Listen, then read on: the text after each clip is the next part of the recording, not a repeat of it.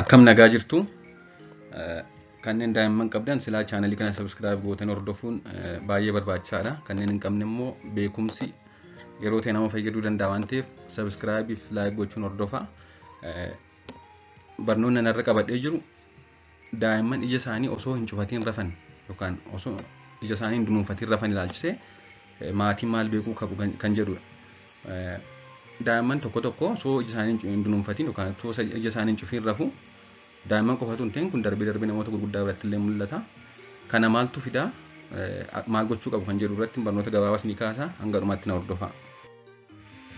Daa'imman hedduun yeroo rafan ija isaanii cufatuun yookaan dunuunfatanii rafu. Akkuma nama kamii jechuudha. Guyyaa dhalatanii galee yeroo rafan dunuunfatanii rafu daa'imman hedduun. Haa ta'u malee daa'imman parsantaa 20 ta'an yeroo ta'etti ija isaanii guutummaatti yookaan walakkaatti osoo hin cufatiin rafu. Wanti kun nocturnal lag of thalamus jedhama. Osoo ija ofii hin cufatiin yookaan osoo guutummaatti hin dunuunfatiin rafuun nocturnal lag of thalamus jedhama. Daa'imman hedduun ija tokko qofaa kan bananii rafan haa ta'u malee ija lamaanis ta'uu ni danda'a. Daa'imman dhibee nocturnal lag of thalamus jedhamu qaban jechuun kan yeroo rafan osoo ija isaanii hin cufiin rafan yeroo hedduu ija tokko qofa hin cufiin rafu. Haa ta'u malee daa'imman tokko immoo ija lamaanuu guutummaatti cufuu dhiisuu danda'u jechuudha. Daa'imman biratti wanta kana kan fidu guutummaatti beekamu baatus jechuunis daa'imman biratti wanta kana kan fidu akka namoota gurguddoo miti. Namoota gurguddoo biratti dhibee adda addaatu wanta kana fiduu danda'a. Haa ta'u malee daa'imman biratti garuu yeroo hedduu wanta kana kan fidu beekamu baatus jechuunis beekamu baachuu jechuun rakkoo fayyaa hin qaban jechuudha. Yeroo baay'ee daa'imman dhibee kana qaban rakkoo fayyaa hin qaban kan yaalamuu qabu. Kan rakkoo uumuuti jechuudha. Physiologic nocturnal lag of thalamus jedhama. Haa ta'u malee daa'imman akkamii biratti baay'ata wanti kun tokko maatii keessa namni kana qabu yoo jiraate yeroo ijoollummaa isaas ta'e yeroo ta'e irratti nam ta'e abbaa yookaan haati ija kan hin cufatiin rafu yoo ta'e daa'imni isaaniif carraan ija osoo hin cufatiin rafu qabu ol kaa'adha jedhama. Jechuun amala sanyiin deemuu qaba jechuudha. Abbaa fi haati yookaan akaakayyuun nam ta'e ija osoo hin cufatiin rafa taanaan tariitii sanyii keessa namni kana qabu jiraannan daa'imni carraan osoo ija isaa hin cufatiin rafu ol kaa'adha jedhama. Akkasumas wanti kun kan mul'atu yeroo namni tokko sadarkaa yookaan gosa hirribaa rapid eye movement sleep jedhamu rafudha. Gosni hirribaa bakka lamatti qoodama. Rapid eye movement and non rapid eye movement jedhama. Gosni kun ija osoo hin cufatiin rafuun immoo yeroo namni rapid eye movement sleep rafudha. Daa'imman ammoo sababa sadarkaan guddina sirna narvii isaanii ganaa waan ta'eef guddinni sirna narvii isaanii ganaa guddataa jira waan ta'eef sa'aatiin hirriba isaanii hedduun rapid eye movementidha. Yeroo hedduu daa'imman yeroo rafan rapid eye movement stage keessa rafu jechuudha hirriba sadarkaa sanaa keessa. Kanaaf wanti kun immoo yeroo sana baay'ata. Kanaafidha wanti kun kan daa'imman biratti baay'atu jedhamee yaadama jechuudha.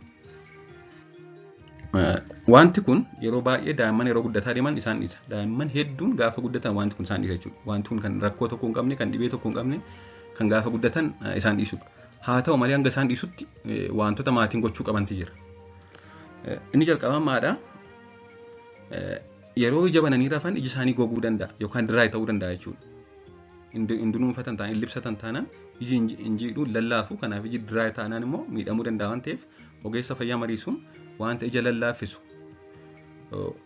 wanta akka iji isaanii gogee miidhamne taasisu wanta ijatti dibamu yookaan ijatti cobsamu ogeessa fayyaa mariisuun fudhachuun gaariidha jechuudha. Kan ija akka lallaafu ta'ee tursiisu. Inni gara biraan immoo iji isaanii banaa ta'ee yeroo rafan maal ta'a? Tariitii wantoonni lubbu qabeeyyii adda addaas dhufan ija isaanii keessa seenuu danda'u. Akkasumas immoo uffata isaan uffatanii rafan illee dabalatee ija isaanii moccoruu danda'a. Akkasumas ofuma isaanii qeensa isaanii ija isaanii moccoruu danda'u.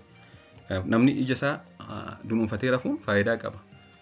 Faayidaa keessaas tokko akka wantoonni adda addaa ija keenya keessa hin seenedha. Akka uffannumti ta'e wanti ta'e ija keenya hin miinedha. Inni gara biraan immoo namni yeroo ija isaa banee rafu hirriba nagaan rafu, hirriba boqonnaa qabu rafu. Ifti mana keessaallee ifu isa jeequu danda'a jechuudha. Dunuunfatanii rafuun akka ifni jiru nama hin jeeqne ta'a. Kanaaf daa'imni yeroo hundaa ija isaa banaa rafa taanaan miidhamuu danda'a waan ta'eef ija isaa cufnee fi rafuu qabna.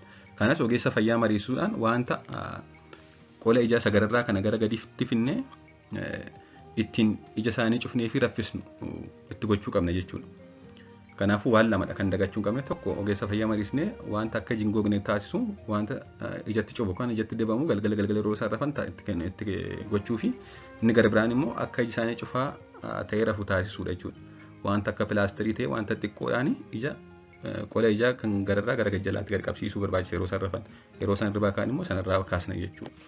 Kun egaa amma yoomittidha hanga wanti sun isaan dhiisuttidha jechuudha. Akkuma suura irratti argaa jirtan kana daa'imni inni jalqabaa dhangala'aa yookaan dibata kan akka isaanii diraay ta'ee gogee isaan hin miine itti godhaafii jiru. Inni lammaffaa immoo akkaataa itti ija daa'imaa dhibee kana qabu. Iji isaanii banaa ta'e akka miidhaa adda addaaf akka saaxilamneef ija isaanii cufanii fi akkaataa itti raffisanidha jechuudha hanga wanti kun dhiisutti. Haa ta'u malee daa'imni sun kan yeroo hundaa ija isaan cufanne yoo ta'e yookaan ija isaan libsanne ta'e guyyaa malee yeroo taa'u yeroo ilaalu ija isaan libsatu taanaan akkasumas immoo halkanis akkasuma cufatu taanaan tariitii wanti kun sababa narvii fuulaarraa miidhaan ga'eef ta'uu danda'a. Miidhaan ga'e immoo kan daa'ima waliin dhalates ta'uu danda'a. Congenital facial nerve palsy kan jedhamu yookaan immoo yeroo daa'imni dhalatu narvii fuulaa kanarra miidhaan ga'uu danda'a. Fakkeenyaaf yeroo meeshaadhaan gottotanii baasan narvii kanarra miidhaan ga'uu waan danda'uuf guyyaa halkanis cufatu taanaan ogeessa fayyaa mariisuun barbaachisaadha jechuudha. Waan na hordoftaniif hedduu galatoomaa. Chaanalii kana laayikii fi sabskiraayib gochuun dagatinaa. Namoota daa'imman qabanis affeeraa. Turtii gaarii.